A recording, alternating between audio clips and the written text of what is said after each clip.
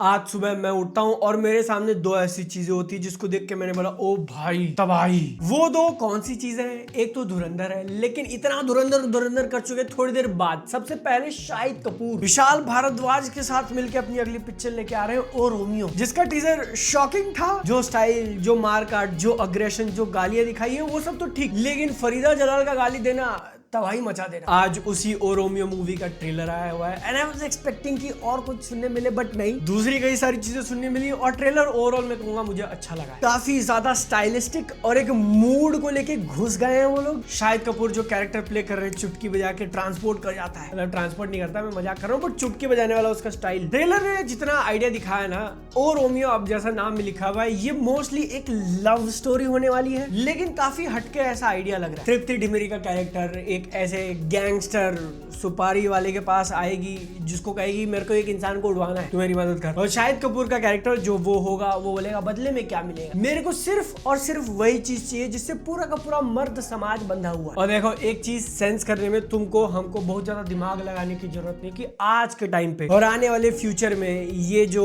थोड़ा गुस्सैल, एजी, गाली देने वाले, मार काट करने वाली पिक्चर है वो और ज्यादा बनती जाएंगी। लेकिन अब क्योंकि विशाल भारद्वाज इस पिक्चर को बना रहे हैं, तो ये बस एक ऊपर से एजी पिक्चर नहीं रहेगी, बल्कि बहुत ज्यादा घुसने वाली है। बंदे को एक्चुअली चाहिए क्या था? उसकी रूह, जिसमें नहीं। And it was at this moment brother fucked up. मैंने मूवी देखी नहीं है, मुझे पता नहीं क्या आने वाला है, but I am pretty sure कि ये इकलौता डिसीजन उसके डाउनफॉल का रीजन बनेगा। एक्शन वगैरह जितना दिखाया देखकर काफी अच्छा लग रहा है। शाहिद कपूर का स्टाइल देखकर काफी अच्छा लग रहा है। अविनाश तिवारी भाई, he is the same guy from Laila Majnu. क्या ट्रांसफॉर्मेशन है। ट्रेलर में दो गालियां हैं, दोनों उन्होंने ही दी है। और अब क्योंकि मैं वीडियो बना रहा हूँ तो एक जेन्युइन क्वेश्चन सामने रखना चाहूंगा। जो गाना था नीचे पान की दुकान ऊपर रुका, मेरी जुबान नहीं चल रही है, तुम समझ जाओ। इंटेंशनल ना, काफी सोच समझ के रखा गया है पिक्चर में। जो शुरुआत में आप डायलॉग मारते हो, फिर उसके थोड़ी देर बाद गाना देते हो, एक सेकंड के लिए मेरे पसीने छूटने लगे कि गाने के अंदर भी घुसा देंगे क्या ये लोग। And this is nothing against Tripti Dimri, लेकिन लग रहा है कि इस पिक्चर में भी उनके कपड़े वापस उतरने वाले। मुझे कोई दिक्कत नहीं, आप एक अच्छे एक्टर हो, आप एक कैरेक्टर प्ले कर रहे हो, गो फॉर इट। लेकिन जो लोग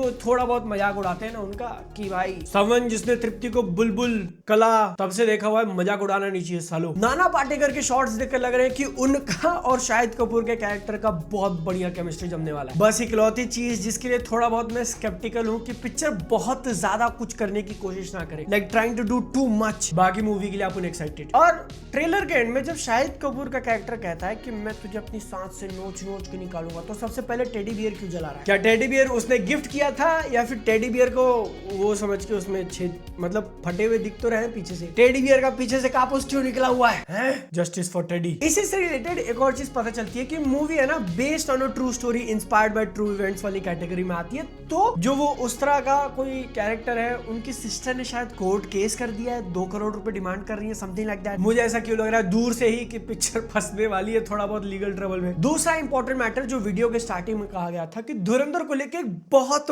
बड़ा न्यूज ब्रेक किया है पिंकविला ने। उनका कहना है उनके इनसाइडर रिपोर्ट्स के हिसाब से Vicky Kaushal is confirmed for धुरंधर 2, जिसको लेकर स्पेकुलेशन बहुत पहले से लगाए जा रहे थे जब से धुरंधर पार्ट 1 रिलीज हुआ है। क्योंकि पिक्चर के एंड में रणवीर सिंह के कैरेक्टर का जो नाम रिवील करते हैं, जसकीरत सिंह रांगी, वही सेम एग्जैक्ट नेम ड्रॉप हुआ था विकी कौशल के साथ आदित्य धर की पिछली movie Uri the surgical strike में। तो अपने पास ऑलरेडी एक काफी स्ट्रॉन्ग लिंक है जो डायरेक्टर ने खुद बताया हुआ है पिक्चर में। बट द ओनली रीजन कि वो उतना बिलीवेबल नहीं लग रहा था कि टाइमलाइंस नहीं मैच कर रही थी। अर्ली 2002 के आसपास शायद रणवीर सिंह का कैरेक्टर पाकिस्तान चला गया है। जब उसके कैरेक्टर के नाम उरी के अंदर ड्रॉप हुआ तो 2016 चल रहा था। उसके बीच में वो वापस कब आया, उसने शादी कब करी, फिर कुछ कांड कर दिया क्या? तो इसलिए धुरंधर 1 के टाइम पे लग रहा था कि मैं भी बस ऐसे ही नेम ड्रॉप कर दिया, जिसको लेके ये आर्टिकल कह रहा है कि नहीं, विकी कौशल के पोर्शंस ऑलरेडी शूट कर लिए, धुरंधर पार्ट 1 रिलीज के बाद नहीं, पहले से ही शूटिंग करके रख ली हुई है, पहले से ही सारा कनेक्शन अपने दिमाग में बिठा लिया है। भले ही आज के टाइम पे टाइमलाइन डिफरेंसेस हो, वो लोग उसको एड्रेस करेंगे नहीं करेंगे। And there is a possibility कि विकी का जो कैमियो होगा वो सेम कैरेक्टर होगा जो उरी द सर्जिकल स्ट्राइक में प्ले किया था वो, और रणवीर सिंह का कैरेक्टर आमने सामने आए भी ना, कहीं और चल रहा है मिशन। तो ऐसा हो सकता है कि रणवीर सिंह, जसकीरत सिंह रांगी वहां अपना काम कर रहा है, टिप भेजे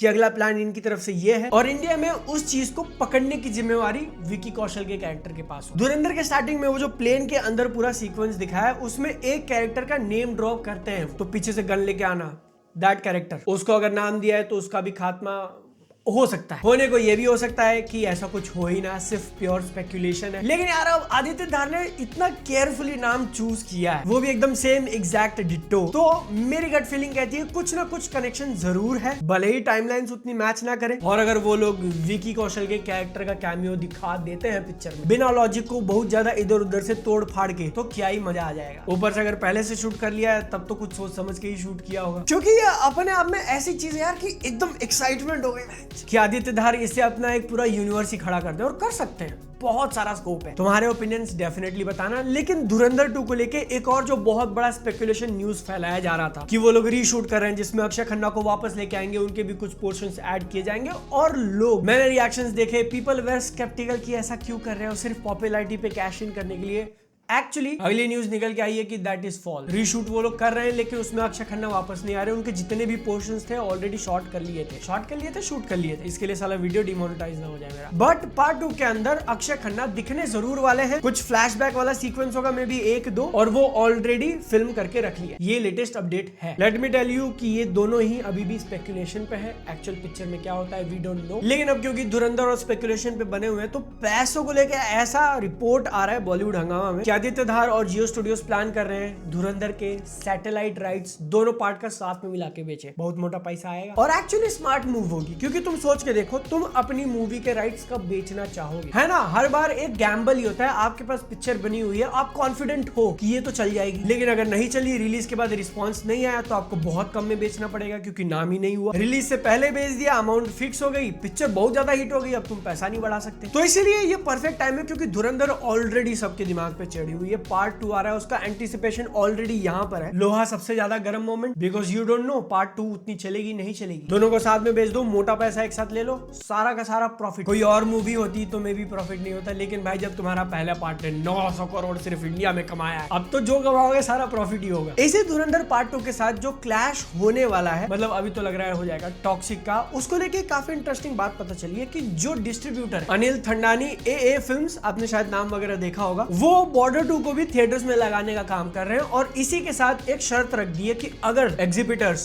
थिएटर वालों, तुमको बॉर्डर 2 लगानी है अभी, तो मेरे को गारंटी देना होगा कि जब टॉक्सिक आएगी तो 50% स्क्रीन हमको चाहिए, वो भी एटलीस्ट, मतलब बेयर मिनिमम 50, उससे ऊपर जितना दे सकते हो दे देना। ये कोई न्यू स्ट्रेटेजी नहीं है जिसमें आप 2-3 मूवीज का एक साथ डील साइन कर लो, और जब भी 2 बड़ी मूवीज का क्लैश होता है ऐसी चीजें देखने मिलती है। बट बॉलीवुड हंगामा के इस रिपोर्ट में ये भी कहते हैं कि जो एग्जिबिटर्स है, जो थिएटर ओनर्स हैं, वो रिफ्यूज कर दिए कि भैया तुमको बॉर्डर 2 देनी है दो, लेकिन हम लोग धुरंधर पे कॉम्प्रोमाइज नहीं करेंगे। तुम्हें भी ऐसा हो सकता है कि इस एंगल से ही दोनों का क्लैश टल जाए, लेट्स सी। और अब क्योंकि बॉर्डर 2 का नाम आ चुका है, तो मूवी का ऑफिशियल रन टाइम है 3 घंटे 19 मिनट। पार्ट 1 जो आई थी आज से 26 साल पहले, वो 2 घंटा 56 मिनट के आसपास थी, लेकिन ये 3 घंटे 19 मिनट सुन के मेरा थोड़ा सर पकड़ लिया भाई, ये लोग पता नहीं क्या करने वाले। लेट्स होप वो सही हो। बाकी अगर तुमको लड़ाई करनी है तो वीडियो का लाइक बटन है, एक बार जोर से दबा देना, दूसरी बार दबाने का मन कर रहा है तो उसको नहीं सालो सब्सक्राइब बटन। सेहत का ध्यान रखो, मिलता है अगली बार, टाटा बाय बाय।